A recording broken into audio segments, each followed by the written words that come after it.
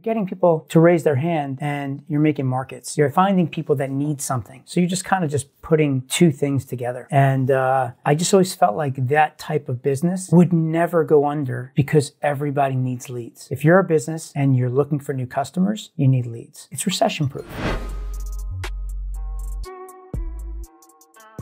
What's up, everybody? Eric Beer here, and today we have a little treat. I'm answering to all of the people in the Performance Marketer Nation who keep on asking me, practically begging, just lead gen arbitrage. How does it work? How do I do it? Explain to me. And I get questions like this all the time. I figured rather than me just go and tell one person one at a time, that I could do it all together on one time with answering the people in my text community, answering people in my Facebook group, answering people that see me on the street, people that want to understand how you can earn a living by generating leads. So today we're going to go over what lead gen arbitrage is, what it means, and just a very high level overview on how you would go about doing something like this. I've been generating leads for years. It's got to be over almost like 20 years now. Holy wow, I'm getting old. But I mean, the minute I found out about like the lead generation world, I got so excited. It was at a time in my life where I was in my early 20s, mid 20s. I was on Wall Street. I was trading. I was out in the market, living it up, loving it, right? High stress, but high opportunity, high risk, but high reward. I loved it. I loved everything about it. I loved that I was part of the Wall Street world for a few years. I loved being on a desk. I loved being part of a hedge fund, seeing how a hedge fund works, seeing how just like big money, like what they're doing with it, how they operate. It really was a useful learning experience for me personally. So I feel lucky that I had that. But there was something missing. I just felt like I didn't have control of my life, my destiny. I thought it was really important that I dictate what my future is. I dictate what my value is. And I felt like in Wall Street, you could be a good trader, you could be an analyst, you could do all these things, but there's a lot of other things that go into whether you're successful or not, including what's going on in the world. I left, got into marketing. And the minute I started to learn about online marketing and lead gen, I immediately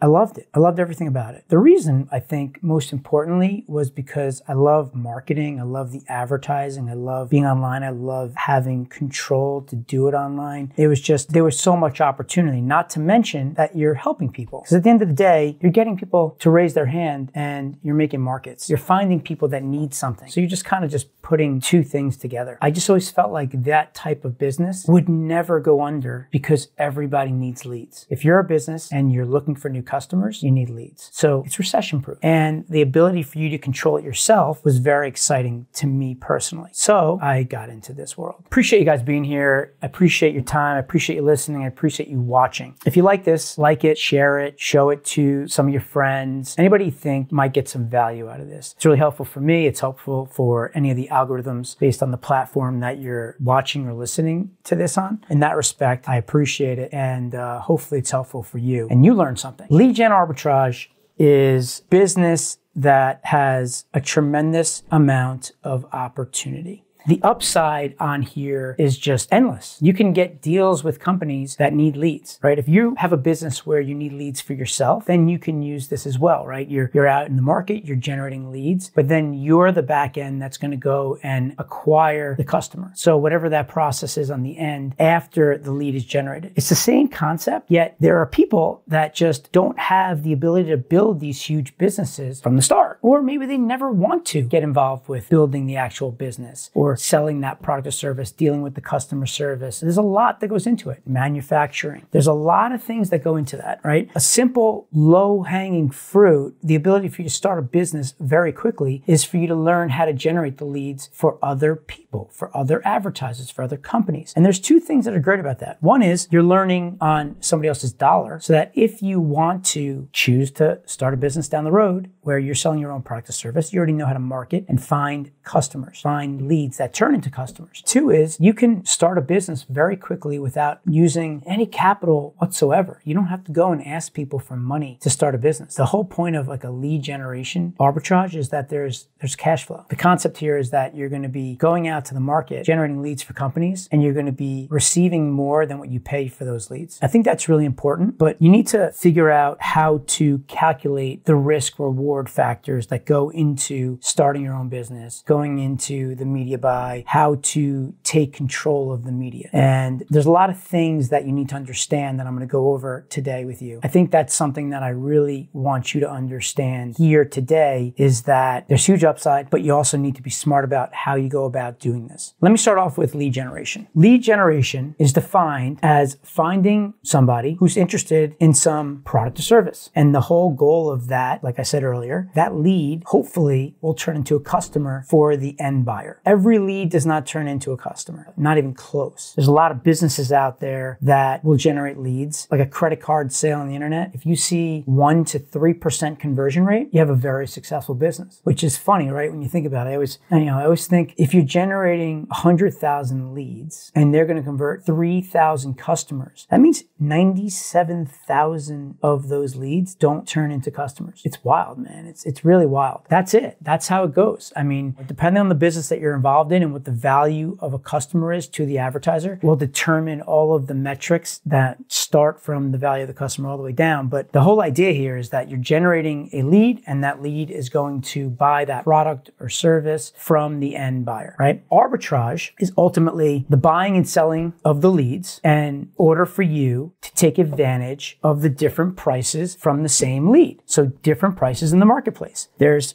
a lot of ways that you can do that. And I'm going to dive into that a little bit later. The simple thing would be if somebody's willing to pay you $5 per lead and you can go and buy a lead for $4, it's really simple. You make $1 for every lead. In those scenarios, it's a great deal. Very simple. It's not complex. Where you get really, really savvy is when you're able to take the customer payout and convert that into a lead on your end and go out and buy leads. The ability for you to go and buy leads even when you're not getting paid by a lead. And that's where it gets really sexy. And the people that do it well can have a really, really successful business. I'm going to get into that. That's the whole point of what we're doing today. Performance marketer. We all listening to this, our lives are performance driven. We're result driven. We want everything to be measurable. That's what lead generation is. It's measurable. Right? It's result driven. You're driving leads that are going to deliver a result of new customers. The ability for you to measure what the cost of that lead is to you or what the value of that lead is to the end buyer is all measurable. It's all done. Generating 100,000 leads, getting 3,000 customers, that's a 3% conversion rate. How much money do they make off of those 3,000 sales? That's the value. That's the value that you get from the customer. You can back that out into a value on a per lead basis. You can back that out into a value on a per click basis, impression basis. You can back it out into all these different metrics that allow you now to get creative on you taking control of how you're going to go out and run your business. And if you do it in a way where you do something that no one else does, then that's an edge that you have that allows you to be successful. And that's all about risk reward. Customer acquisition is simple. Bring in and acquire your new customers. CPA in the market, that's the model. CPA, cost per acquisition. It's the amount of money your advertiser's going to pay you to acquire a customer. So if you're talking to a home security company and they tell you that they'll pay you for every person that installs their home security system, then they'll pay you $750 for every sale. That's the CPA. An example here of a $100 CPA is $100 cost per acquisition. I think it's important for you guys to understand when you're out and you're talking to advertisers, there's a thing where there's the affiliate payout versus the media buy payout. The media buyers, it's a different payout. It's a different value. Companies have affiliate programs. They pay out to affiliates to generate leads, clicks, sales, what have you. That payout is normally lower than whatever a real media buyer would get, the real allowable that they have if they have internal buys for search or social, like on Facebook, sending emails. The cost per acquisition internally on those media buys will likely be higher than the affiliate payout. In a scenario where when you get started, you're likely going to get the affiliate payout. But if you start to scale the business and you're doing a good job, job with that advertiser, you definitely want to have a conversation with them. You want to understand what their actual value per customer is so that you can determine if you can get paid higher, especially if you're out and you're buying real media. And what I mean by that is there's a difference between somebody brokering something and going and giving it to somebody else versus you having a real buy on Google, on PPC or Bing, or buying ads in Instagram or Facebook. Those are real media buys that they're doing internally. And if you could do it better than they can, they'll be willing to pay you more money if you can generate real leads and customers and you can scale it. Just keep that in mind. I thought that was important for you to understand because at the end of the day, depending on what you get paid out is going to determine what the value per lead is to you. And what we're looking to do here, we want to go out and buy leads. We want to generate leads. We want to then get paid by the advertiser in leads. But there are a ton of advertisers that will not pay on a lead. And most people are like, all right, well, damn, I'm not getting paid on a lead by my advertiser. They'll only pay me on a sale. And that's very, very normal. They don't want to take the risk. We talked about risk reward. Advertisers don't want to take the risk to go out to the market and buy leads, maybe because they don't have the back end to convert the leads, maybe because they have the back end, but they still want to make sure that they get the sale before they go and pay out on that media because they've gotten burned. There are times where guys will generate crappy leads and they won't convert those leads into customers. And then they go out and pay for 5,000 leads and let's say they pay $2 a lead. So they spend 10 grand and then they get any customers and they're all pissed off. That makes sense. Totally get it. Risk reward. When you're going out and you're buying on a sale, there's certain types of lead gen companies, any kind of media buyers that will run your offer on a cost per sale because it's more risk for them and less risk for the advertiser. If you're willing to go and pay for the lead, the advertiser's taking on more risk and you now can go out and just generate that lead, which is exciting. Most advertisers that have an unbelievable back-end process where they know that if they get the right leads that they're going to close, will go out and buy on a lead basis. And when they do, that's where the business can get really, really scalable. There's really no budget at the end of the day when you're backing it out into whatever their cost per acquisition allowable is. So if they're making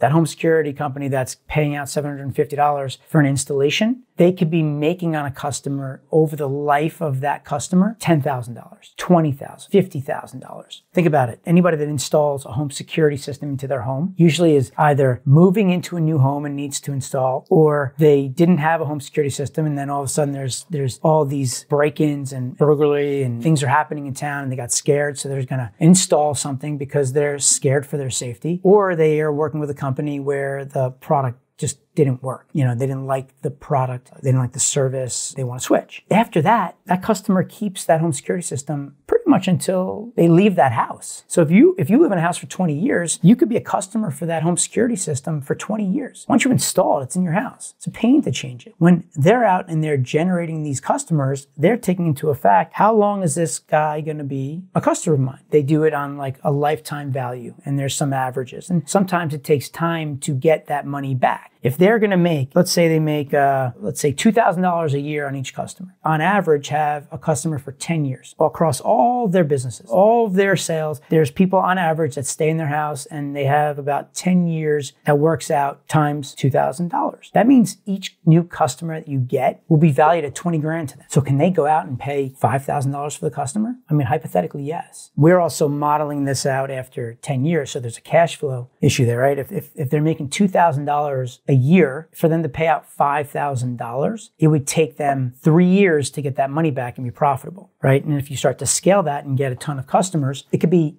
challenging for them and they don't want to do that. Just so you understand that, that's the whole concept here of what we're doing is we're going to take more risk, but by doing that, we're going to get more reward because most people for that home security company, if we're out buying leads, no home security company is out there buying leads. It's going to be very attractive to your partners to run media with you. If you're willing to take that risk and then you have a good partner on the back end that knows what they're doing on how to close, it's sexy, man. It really works well, and you'll see how it all unfolds here. But bottom line is, by doing this, we're taking control of our destiny. We're taking control of the ability for us to drive good business and scale a lead gen business without having to get paid on a lead. We're doing that by arbitraging, right? We talked about what arbitrage was earlier, the media buy. We're out there looking to go and find placements, find media placements, buy media where we can generate a lead for less money than what the value per lead is that we're getting.